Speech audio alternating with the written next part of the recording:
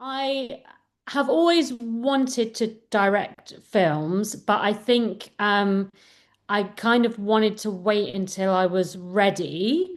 And I think it took me a while to allow myself to be ready, basically. I didn't go to film school or anything like that. I have a journalism background. So in my day job, I do investigative journalism and I produce documentaries. So Right. I've done like a lot of producing.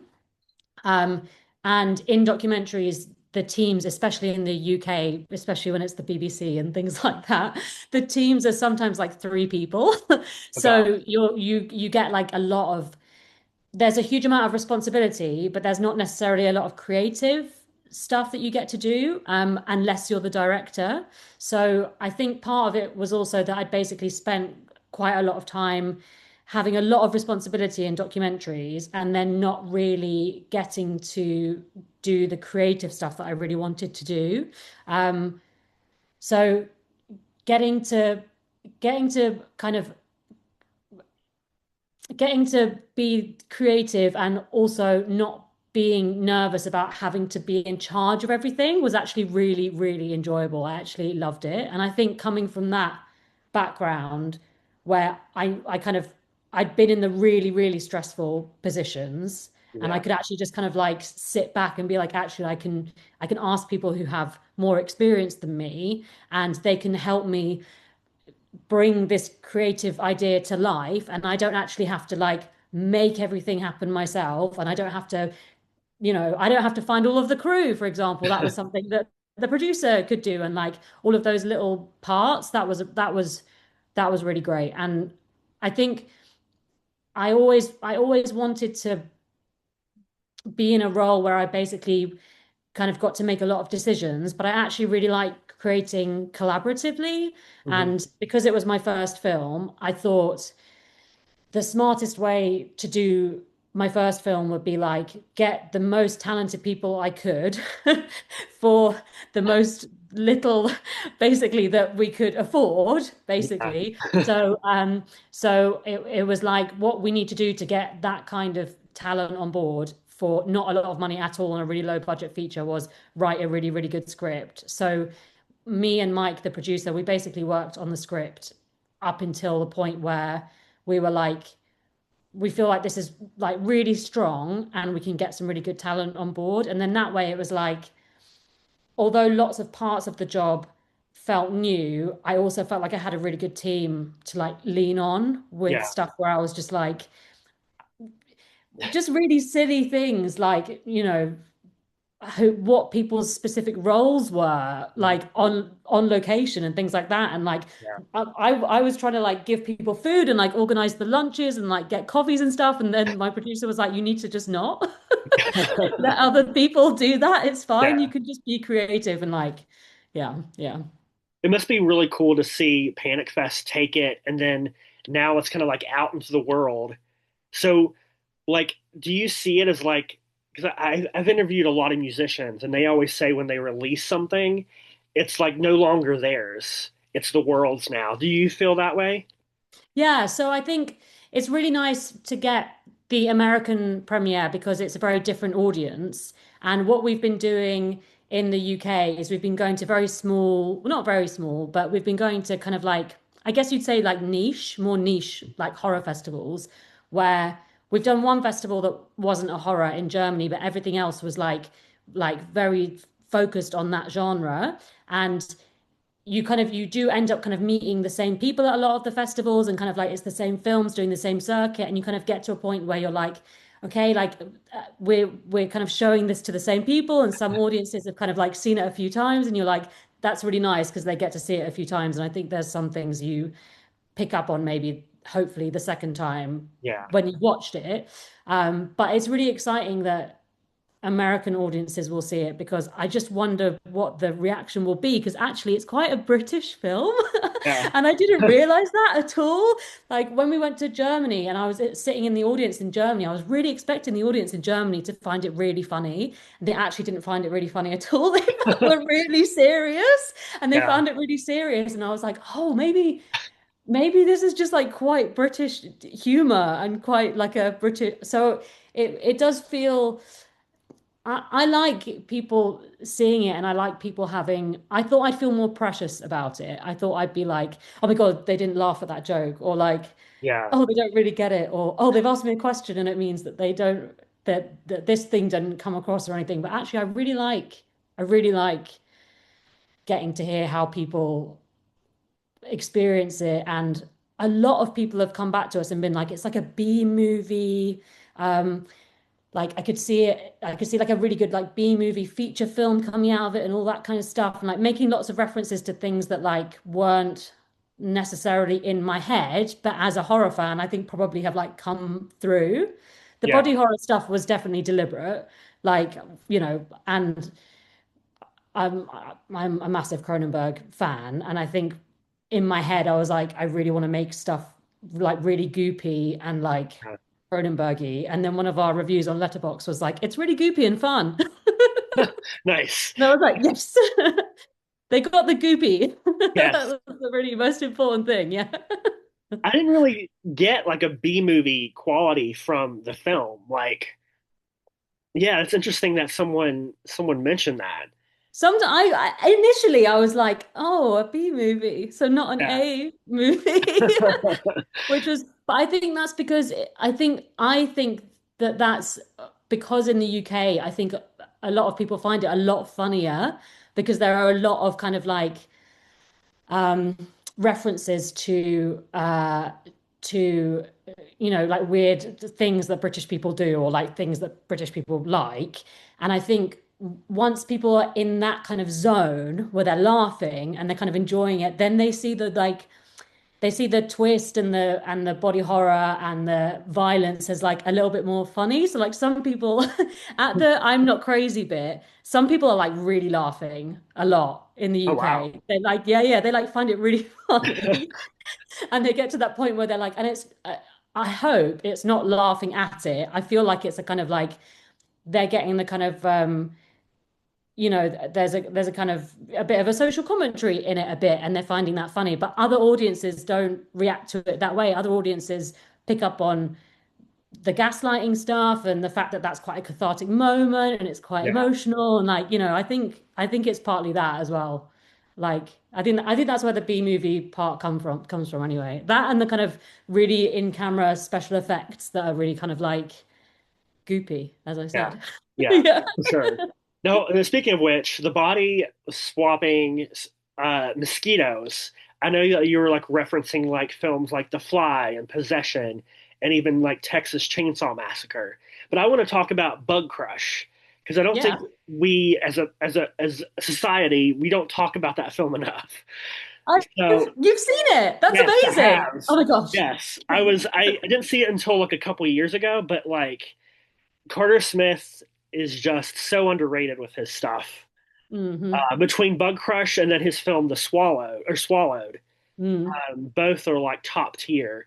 So, kind of, what was your reaction when you first saw Bug Crush?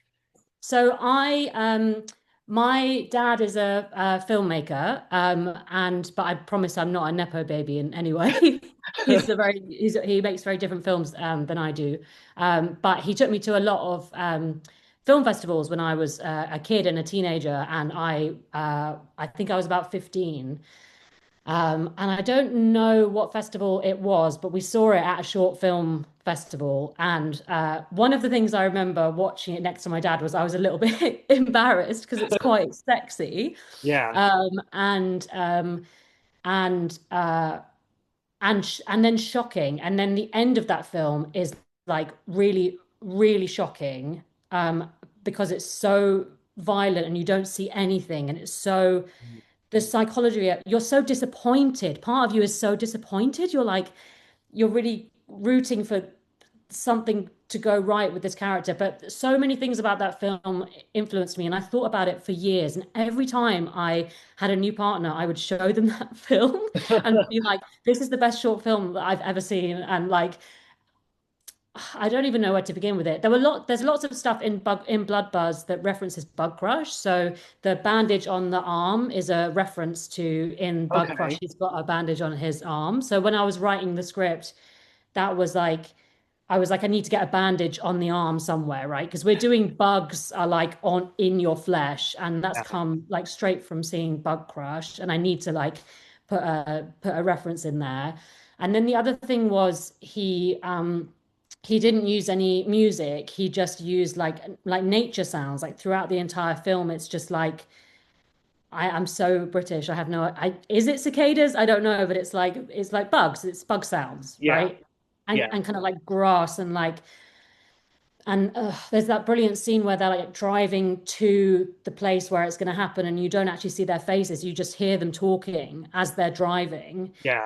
and looking out into the nature, like that whole film is about nature and the strange kind of creatures, and it's kind of creepy, but it's also kind of sexy. And I think Carter Smith does an amazing thing that we hardly ever get to see, where he kind of like does sex and violence and like puts them together in this way that's like I find like fascinating and brilliant. And you're right, it's not spoken about enough and it's not explored enough.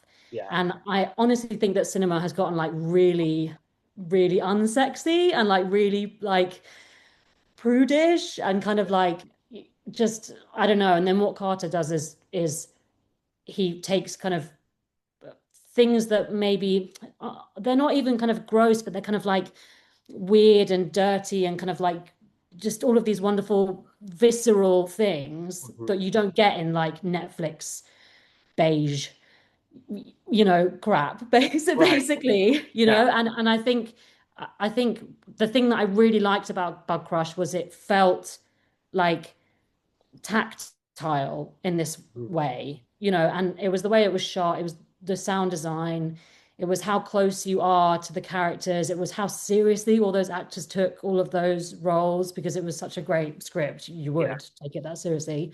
Um, and then yeah, I got everyone on the film to watch it before we made Bloodbuzz as well. I just, Beth watched it, our actress, the producer watched it. Uh, I got Rebecca, who's our SFX designer, to watch it because I was like, that's why he's got the bandage, and I want to kind of do something, similar. And yeah, yeah, I could talk about it for hours. It's so nice Yeah. to meet someone who's seen it as well. Yes.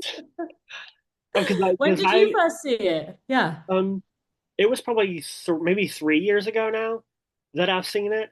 Because I had seen Swallowed, and I'd yeah. seen The Passenger that Carter did, Mm, and had a friend, a colleague that like mentioned it, and I was like, I need to see more of his stuff because I really love what he does, right. and that ending to Bug Crush is so depressing Yeah, and yeah, sad. And it's like yeah, I usually have to like if I watch it, I usually have to put on something very happy, very to like get yeah. like yeah, I it's had to give everyone a trigger warning before they watched it, and I'm not usually in the horror world, you don't normally really have to give like horror people that kind of like generally they tend to be like, I'm gonna be scared and uncomfortable basically. But with yeah, that, I was like, it's so disturbing and yeah, you really don't see much, but like the psychology of it is really scary. I found it really scary. And it stuck with me, when I yeah. was 15 and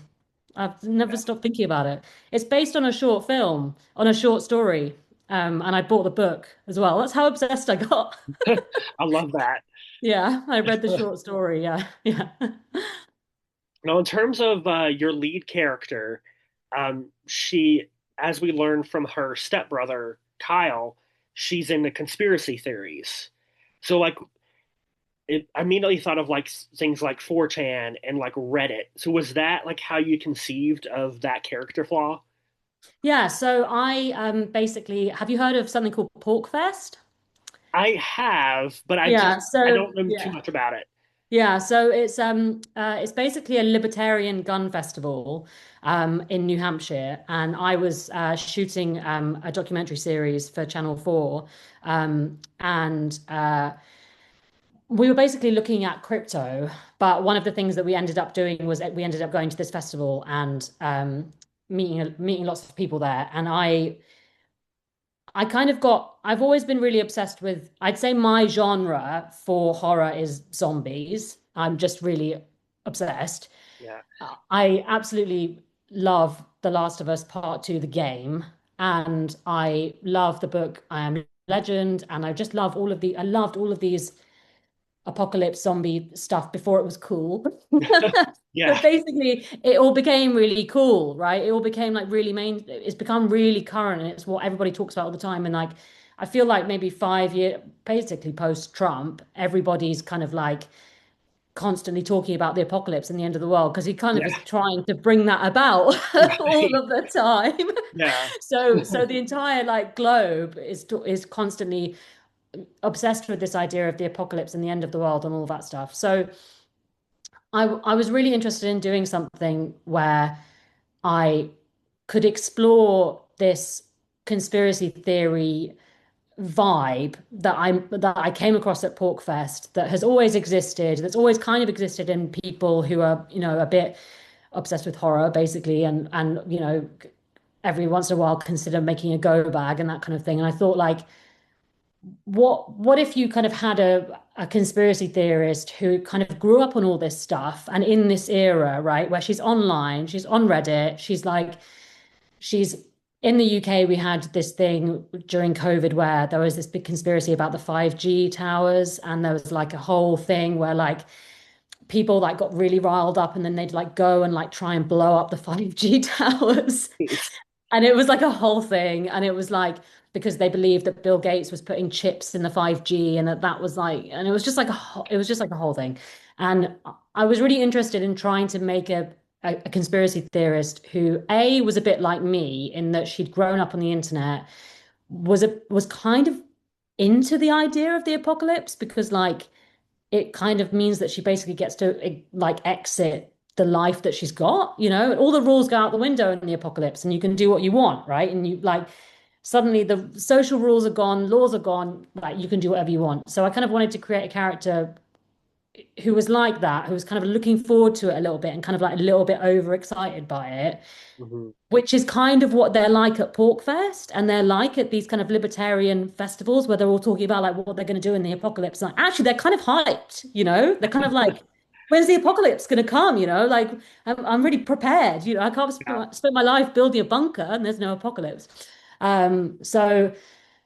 So I wanted her to be all of those things and to be young. And I think when you think of preppers and you think of conspiracy theorists, you tend to think of kind of like either, you know, older men who, maybe are a bit ex-military or something, or like, just a very different demographic of people. And I wanted to put all of that stuff into a young person. And then I also wanted her to be right, Yeah. basically. And for it to be this kind of like this weird situation where basically Greg and Kyle are I think it helps move the audience's expectation of who the bad guy is because you basically think, oh, conspiracy theorist, therefore, like you have lots of expectations on that person, right? And most people would be like, conspiracy theorist equals like untrustworthy, right? Right. And then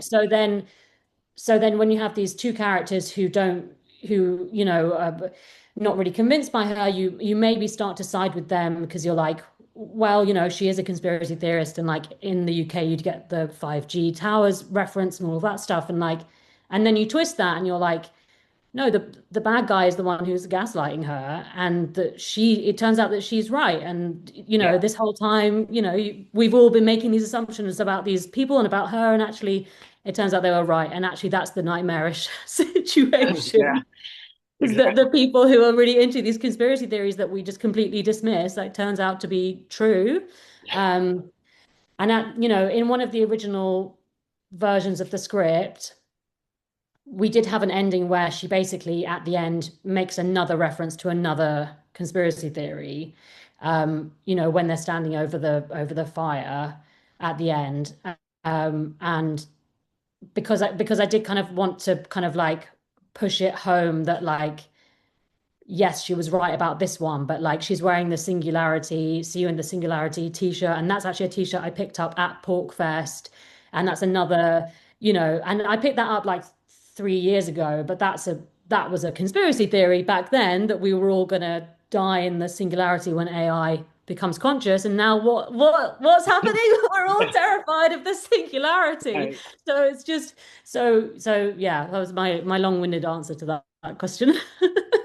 Well, I think The Walking Dead definitely helped in terms of like the zombies, apocalyptic kind of thing. And I would be Mm, lying if I didn't say that I thought about what I would do if there were really zombies, like how I would like fortify my house and totally. stuff. So, Yeah. But yeah, also it's totally different in the UK because we don't have guns, right? Like in America, okay, so maybe you're in a state that where there aren't that many guns or people aren't open carrying and stuff. But in New Hampshire, you're like you're walking around and they've literally got part, we were in Grafton and that's like Libertarian Central and they've got like mountains of machine guns in their cars. And in the UK, like we're barely allowed knives. I mean, like really, there's just like nothing that you could kill a zombie with. Like if a zombie came in here, right, I'm literally in a horror film right now. I'm in a cabin, like on a field. There's no one around. There's like weird sounds and I'm alone. If a zombie turned up, I'd literally have to try and kill it with some scissors. Like that's all I have here, and like a yeah. butter knife. There's like nothing. So, I definitely have also thought about that, it's always interesting in the British context because yeah, no guns. I love that. I Yeah. love that. Are there any like plans? Do you see this expanding into a feature, or what is your idea there? A lot of people have, which is really flattering. A lot of people have said that they would like a feature. The tricky thing is that I think it works well as a short because the kind of the the the conspiracy theory thing and the twist doesn't work in a feature. So if I did do a feature, it would have to kind of basically involve the creatures and the kind of context, but it would be really different characters. But I do think it would be a really good video game. Oh So yeah. I'm trying to kind of like develop maybe the beginnings of an idea for a video game because I think that you could have something really fun where you're like Yeah.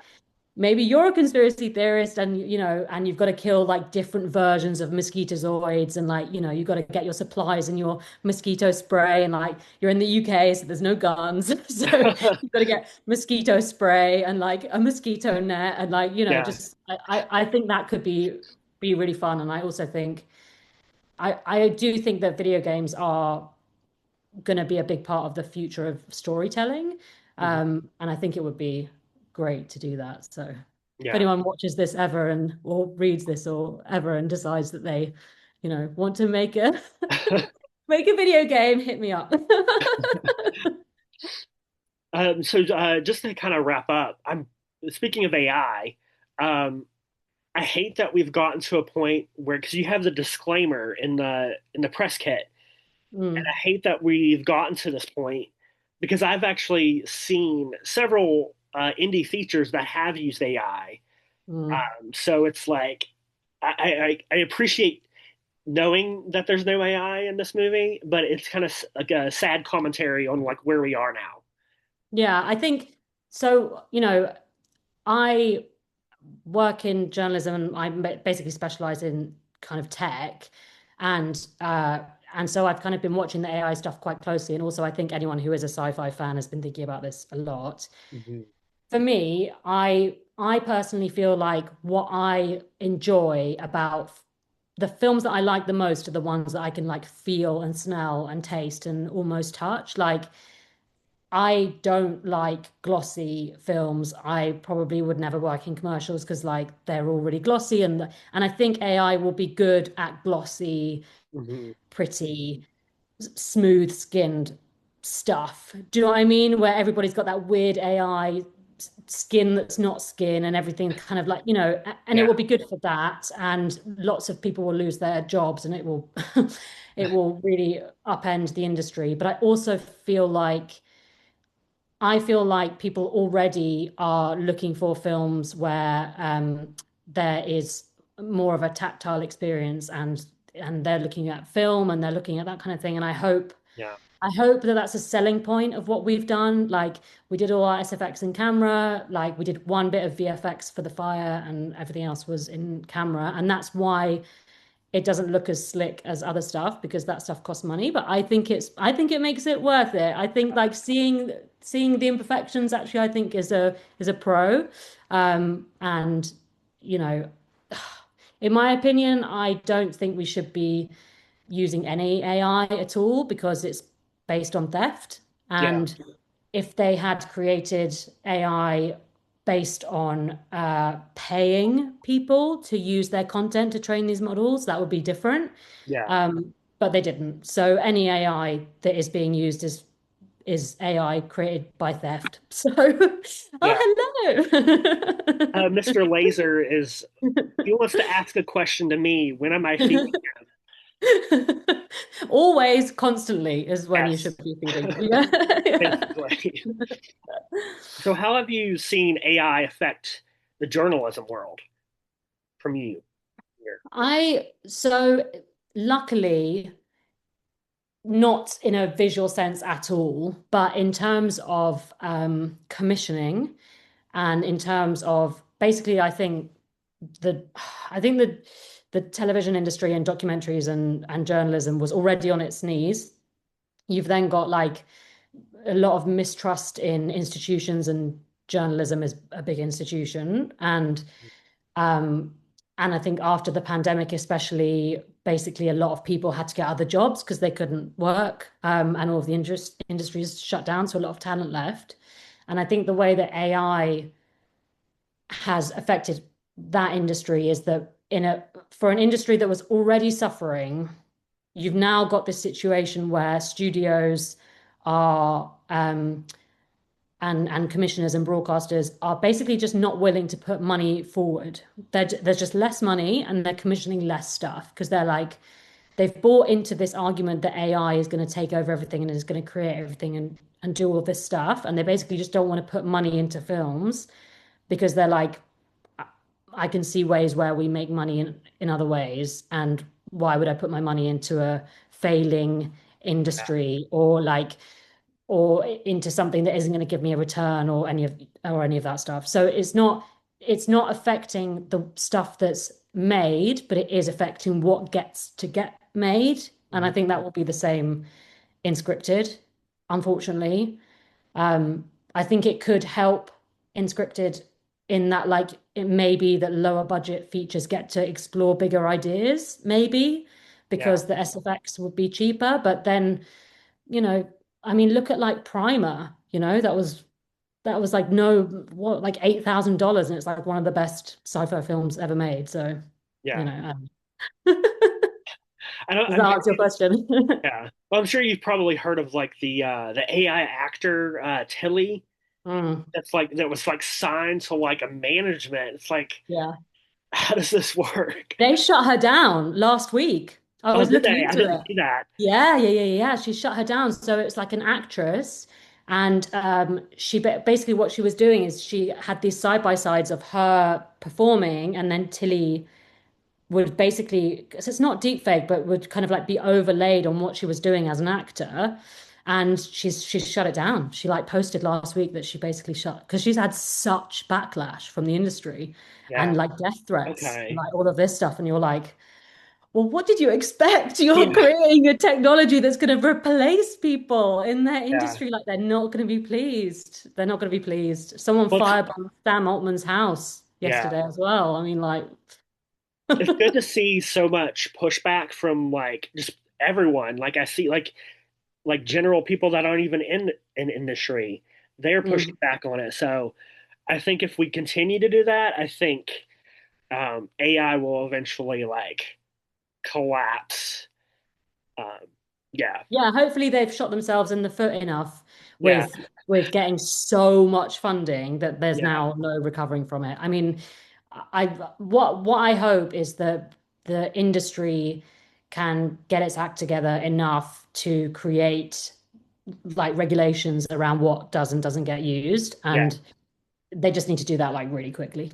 They just need to get together and like make decisions. And I yeah, think it should be it will need to be something it will be like a certified no AI stamp, basically. And then if you want to do festivals that have AI and you want to make films that have AI, like we're not going to stop you, but like if you want to apply to this festival, then you need to have this certified thing that says you didn't use it type thing. And I